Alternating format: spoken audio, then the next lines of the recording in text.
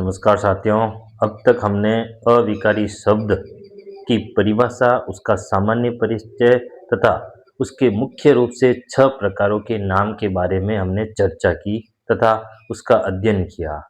आज हम इन प्रकारों में से सबसे महत्वपूर्ण पहला प्रकार क्रिया विशेषण के बारे में पढ़ते हैं तथा प्रतियोगी परीक्षा से संबंधित कैसे प्रश्न बनते हैं उसके बारे में चर्चा करते हैं। नाम है क्रिया विशेषण। जब हमने विकारी शब्द विशेषण पढ़ा, उस समय हमने 4 प्रकार की पारिभाषिक शब्दावली पढ़ी थी। एक विशेषण, विशेष्य, प्रविशेषण और क्रिया विशेषण। अर्थात क्रिया विशेषण किसे कहते हैं? तो एक छोटा-सा वाक्य हम यहाँ पे पढ़ते हैं कि जैसे एक वाक्य है कि घोड़ा तेज दौड़ता है, और एक दूसरा वाक्य है कि तुम यहाँ बैठो। इन 2 वाक्यों के आधार पे हम ये पढ़ेंगे कि क्रिया विशेषण कहते किसे हैं। तो क्रिया विशेषण, विशेषण का मतलब क्या था कि संज्ञा एवं सर्वनाम की विशेषता बताने वाले शब्दों को विशेषण कहते हैं। अब उसके आगे लग गया क्रिया, तो इसमें छोटी-सी परिभाषा है कि क्रिया की विशेषता बताने वाले अव्ययी शब्दों को क्रिया विशेषण कहते हैं। अब देखिए, ये क्या है? क्रिया है। ये क्या है? क्रिया है। हम इन दोनों क्रियाओं की, इस बैठने की और दौड़ने की विशेषता है कि जो ये घोड़ा नाम की एक संज्ञा है, वो क्या करती है, कैसे दौड़ती है?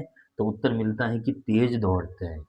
फिर बैठने की विशेषता, ये सर्वनाम की यहाँ पे बताया कि सर्वनाम जो है तुम, ये बैठता है, कहाँ बैठो? तो यहाँ बैठो। तो अर्थात कहने का मतलब हो गया, यहीं से क्रिया विशेषण की परिभाषा हुई, क्रिया की विशेषता बताने वाले अव्ययी शब्दों को। अर्थात परिभाषा साधारण सी सरल सी है कि क्रिया की विशेषता बताने वाले शब्दों को, अर्थात क्रिया की विशेषता, यहाँ पे दौड़ने की विशेषता तेज बता रहा है और यहाँ बैठने की विशेषता यहाँ स्थान के बारे में बोल हो रहा है। तो यहीं से हमारी सरल सी परिभाषा क्रिया विशेषण की बनती है। पहला हमारा प्रश्न अगर विशेषताओं से संबंधित प्रतियोगी परीक्षा में आता है कि क्रिया विशेषण की क्या विशेषता है, तो क्रिया विशेषण की क्या विशेषता है? क्रिया की विशेषता बताना क्रिया विशेषण की विशेषता है। तो ये क्रिया की विशेषता बताना, तो इसकी परिभाषा हमारे समझ में आ गई। अब इसके प्रकारों के बारे में चर्चा करते हैं कि क्रिया विशेषण के मुख्य रूप से कितने प्रकार होते हैं। तो क्रिया विशेषण को मुख्य रूप से 4 भागों में बांटा गया है। नंबर 1 है रीतिवाचक क्रिया विशेषण। दूसरा इसका प्रकार है स्थानवाचक क्रिया विशेषण।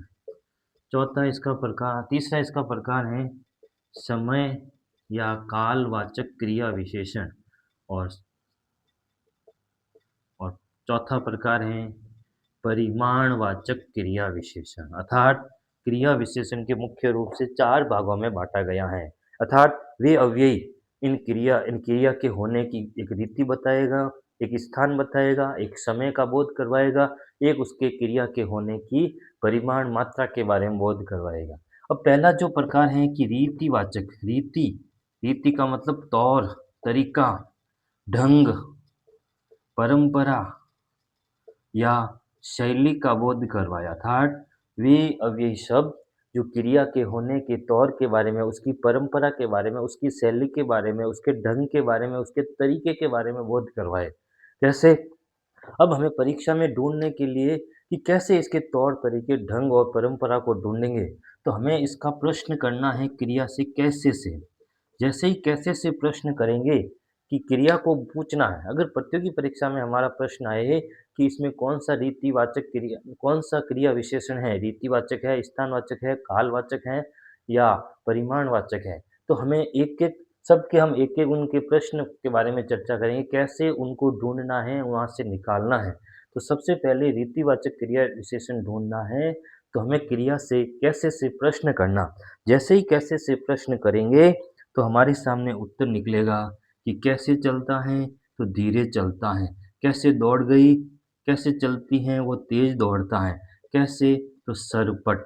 जैसे अचानक, जैसे शायद। तो ऐसे उत्तर मिलेंगे, शायद, तेज, कैसे, अचानक। जैसे मटक है, वो कैसे चलती हैं, तो मटक मटक कर चलती हैं। तो ये उसके बहुत सारे उसके उत्तर मिलेंगे सीधे वो सीधे चला गया अर्थात कैसे वो कहाँ गया? ये कहाँ गया? कि वो यहाँ से सीधा गया। तो उत्तर हमें अगर रीतिवाचक क्रिया विशेषण ढूँढना है, तो बहुत ही सरल सा हमें ये ध्यान रखना है, केवल कैसे को याद रखना है, क्रिया से हमें कैसे से प्रश्न करना, उसका तौर तरीका, ढंग, शैली, परंपरा हमें मिल जाएगी। उत्तर मिलेगा कि वह गाय चलती हैं, गाय धीरे चलती हैं। तो चलने से हमें प्रश्न कैसे चलती हैं? कि धीरे चलती हैं। तो कैसे से अगर उत्तर मिलता है, तो हमारा पहला प्रकार होगा रीतिवाचक क्रिया विशेषण। तो परिभाषा क्या हो गई? परिभाषा बहुत सरल सी है, वे अव्ययी शब्द जो क्रिया के होने की रीति, उसके तौर, उसका तरीका, उसका ढंग, उसकी शैली, उसकी परंपरा के बारे में बोध करवाए। अब हमें अगर ढूँढना है इसका उत्तर कि क्या रीतिवाचक है या नहीं है, तो हमें क्रिया से कैसे से प्रश्न करना, ये हो गया इसका पहला प्रकार। दूसरा प्रकार हो गया स्थानवाचक। स्थान, स्थान के बारे में बोध यानी क्रिया के होने के स्थान के बारे में, जगह के बारे में बोध करवाए, तो वो क्रिया विशेषण कहलाएंगे स्थानवाचक। अब इसमें भी प्रश्न हमें करना है कि प्रश्न कैसे ढूंढेंगे कि इसमें स्थानवाचक हैं, तो हमें क्रिया से प्रश्न करना है कि कहाँ से प्रश्न करना। जैसे ही कहाँ से प्रश्न करेंगे, तो हमारे सामने उत्तर आएगा कहाँ, तो उत्तर होगा यहाँ, वहाँ, ठीक है, ऊपर, ठीक है, नीचे, दाएँ, ठीक है, बाएँ, ठीक है, आगे, पीछे, ठीक है, समीप अर्थात ये उत्तर मिलेंगे। जब अगर मान लो, तो दूसरा प्रकार हो गया स्थानवाचक क्रिया विशेषण किसे कहेंगे? तो वे अव्ययी शब्द जो क्रिया के होने के स्थान के बारे में बोध करवाए। तो ये हो गई इसकी परिभाषा, स्थान का बोध करवा रहे।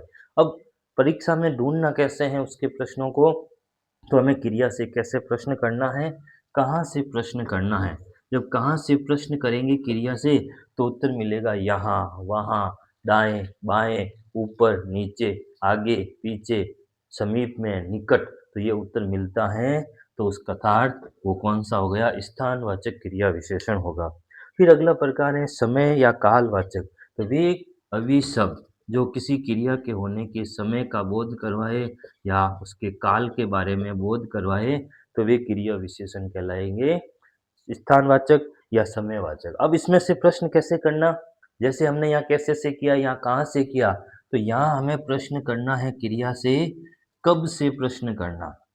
तो जैसे ही कब से प्रश्न करेंगे, क्रिया से पूछेंगे कब से, तो उत्तर मिलेगा कि आज। जैसे मैं जाऊँगा, आज जाऊँगा, कल जाऊँगा, परसों जाऊँगा, ठीक है, सवेरे, शाम, ठीक है, भोर में या संध्या।